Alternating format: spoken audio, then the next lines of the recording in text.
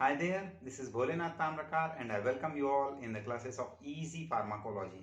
मेरा आज का टॉपिक है रिसेप्टर एक्टिवेशन। ये कंसिक्वेंशियल पार्ट है मेरे पिछले वीडियो रिसेप्टर का।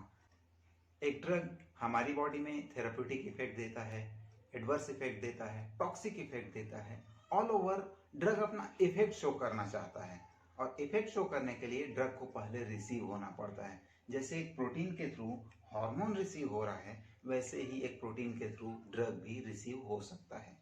ब्लड फ्लो में जब ड्रग धीरे धीरे मूव करता हुआ किसी सेल के पास पहुंचता है तो सेल के चारों तरफ जो कवरिंग लेयर है वो सेल मेम्ब्रेन अपने अंदर कुछ प्रोटीन को रखती है और वो ड्रग को रिसीव करने का काम करती है। ऑल ओवर मुझे मिलता है ड्रग रिसेप्टर इंटरेक्शन। यहाँ पर मेरे पास ड्रग के नाम पर एक केमिकल स्ट्रक्चर अवेलेबल है, वैसे ही प्रोटीन के नाम पर अमाइनो एसिड की एक लंबी चेन है। जब ये दोनों आपस में मिलते हैं तब इसका इंटरेक्शन एक्सप्लेन करने के लिए जर्मन केमिस्ट एमिल फिशर ने अपना एक अटेम्प्ट लिया और प्रपोज किया लॉक एंड की थ्योरी।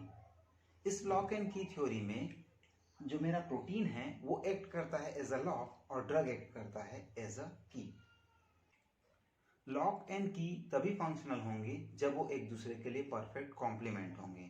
फॉर एग्जाम्पल एक लॉक का रिप्रेजेंटेटिव डायग्राम चेक करते हैं। ये उसका इंटरनल पार्ट है जो कॉम्प्लीमेंट होना चाहिए उस की के लिए। जब ये इसके साइट ऑफ इंटरेक्शन से एंट्री करेगा तब वो उसके ईच कॉम्प्लीमेंट्री पार्ट को सेटिस्फाई करेगा। मैं कह सकता हूं कि इसका परफेक्ट मैच है, तभी ये इसको ओपन कर सकता है।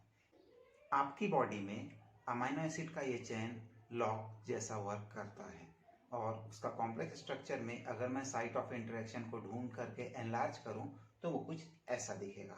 इस साइट ऑफ इंटरेक्शन पे अगर मैं उसका कॉम्प्लीमेंट्री स्ट्रक्चर ले आऊं तो ये कॉम्प्लीमेंट्री स्ट्रक्चर इसके साथ मैच होना चाहिए। अगर ये मैच हो रहा है तो ये केमिकल बॉन्ड बनाएगा और ये केमिकल बॉन्ड कोवेलेंट के फॉर्म में, इलेक्ट्रोस्टैटिक के फॉर्म में और हाइड्रोफोबिक के फॉर्म में अवेलेबल रहता है।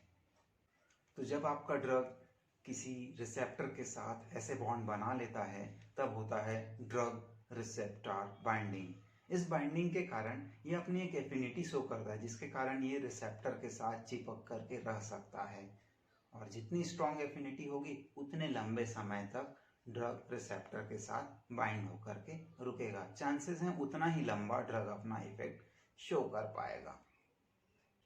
इस ड्रग रिसेप्टर बाइंडिंग के कारण रिसेप्टर के अंदर कुछ कन्फर्मेशनल चेंज आता है। कन्फर्मेशन वो पार्ट है जहां पर एटम्स का मॉलिक्यूल के अंदर अरेंजमेंट शो किया जाता है। अगर एक लाइव एग्जांपल लें गाबा रिसेप्टर का जो क्लोरीन आयन के साथ डील करता है, उसके सेंट्रल पार्ट को हाईलाइट करके देखते हैं, वहां पर कन्फर्मेशनल चेंज के नाम पर एक पोर क्रिएट हो रहा है और अब ये क्लोरीन की एंट्री को अलाउ कर रहा है। तब हम इसे कहते हैं एक्टिवेशन ऑफ द रिसेप्टर। अगर कोई ड्रग किसी रिसेप्टर को एक्टिवेट कर पा रहा है तो उसे कहते हैं एगोनिस्ट। ऑल ओवर एक एगोनिस्ट पहले रिसेप्टर को टारगेट करता है। अगर वो रिसेप्टर गाबा हुआ तो वो क्लोरीन आयन चैनल को ओपन कर देगा। क्लोरीन आयन चैनल ओपन होने के कारण सेंट्रल नर्वस सिस्टम का डिप्रेशन फील होता है। इस कॉम्प्लीमेंट्री स्ट्रक्चर में जब आपको परफेक्ट मैच मिला तब आपने एगोनिस्ट कहा। अगर मैं यहाँ पर कॉम्प्लीमेंट के बजाय एलाइक या सिमिलर स्ट्रक्चर ले आऊं तो वो स्ट्रक्चर भी साइट ऑफ इंटरेक्शन से एंट्री करेगा और एंट्री करने के बाद उस कॉम्प्लीमेंट्री पार्ट को सेटिस्फाई नहीं कर पाता। अगर ये सेटिस्फाई नहीं कर पा रहा है तो लॉक को ओपन नहीं कर पाएगा, लेकिन इसके अलावा ये साइट ऑफ इंटरेक्शन को भी ब्लॉक कर देता है। ऐसे ड्रग जो ब्लॉक करते हैं वो कहलाते हैं एंटागोनिस्ट। वापस रिसेप्टर पे लेकर के चलता हूँ, साइट ऑफ इंटरेक्शन को एनलार्ज करते हैं और अब मेरे पास है एंटागोनिस्ट। एंटागोनिस्ट एलाइक स्ट्रक्चर है, इट मीन्स सिमिलर तो रहेगा पर एक पर्टिकुलर बॉन्ड मिसिंग रहेगी और अगर ये बॉन्ड मिसिंग है तब भी ये इंटरेक्ट होगा, कॉम्प्लीमेंट्री पार्ट पे जाएगा और कॉम्प्लीमेंट्री पार्ट पे जाने के बाद केमिकल बॉन्ड्स भी क्रिएट करेगा लाइक कोवेलेंट, इलेक्ट्रोस्टैटिक। बट इसके पास हाइड्रोफोबिक बॉन्ड बनाने के लिए प्लेस नहीं बचा। वहां पर एक हाइड्रोजन की जरूरत थी, यहाँ पर उसके पास तीन तीन हाइड्रोजन अवेलेबल हैं। स्टिल ड्रग रिसेप्टर बाइंडिंग होता है, इसकी भी एफिनिटी हो सकती है। एक एंटागोनिस्ट भी रिसेप्टर के साथ बाइंड होकर के लंबे समय तक रुक सकता है। अगर लाइव एग्जांपल लूं गाबा रिसेप्टर का तो वो फिर से वो क्लोरीन के साथ डील करेगा, लेकिन इस बार किसी भी तरीके का कन्फर्मेशनल चेंज नहीं हो रहा है, इन सच केस रिसेप्टर एक्टिवेट नहीं होता और ड्रग कहलाता है एंटागोनिस्ट। ऑल ओवर एक एंटागोनिस्ट रिसेप्टर को टारगेट करता है।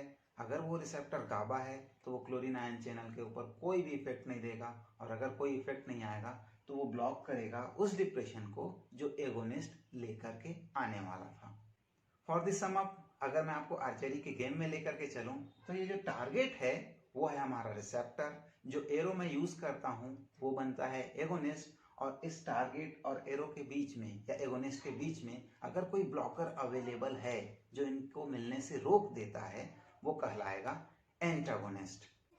At last, I want to put my special thanks to Dr. Prashant Tiwari sir and Seema ma'am who helped me a lot to create this video. I'm also thankful to Chauhan Buildcon to sponsor this video, and thank you for watching us. Please like, share and subscribe it for more videos. Thank you.